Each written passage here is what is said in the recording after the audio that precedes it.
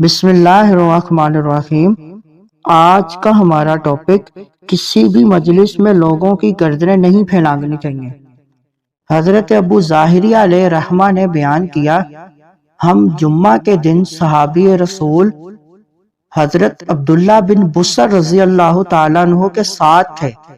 ایک شخص لوگوں کی گردنیں پھیلانگتا ہوا آیا تو حضرت عبداللہ بن بصر رضی اللہ تعالیٰ عنہ نے فرمایا، جمعہ کے دن سیدنا رسول اللہ صلی اللہ علیہ وسلم خطبہ دے رہے تھے کہ ایک آدمی لوگوں کی گردنیں پھیلانگتا ہوا آیا۔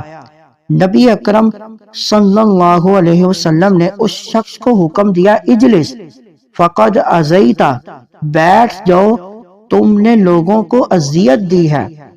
اس حدیث مبارک میں ہماری تربیت کی گئی کہ جمعے کا اجتماع ہو یا کوئی بھی مجلس، بعد میں آنے والے لوگوں کو چاہیے کہ جہاں جگہ ملے وہیں بیٹھ جائیں، لوگوں کو اذیت دے کر آگے نہ جائیں۔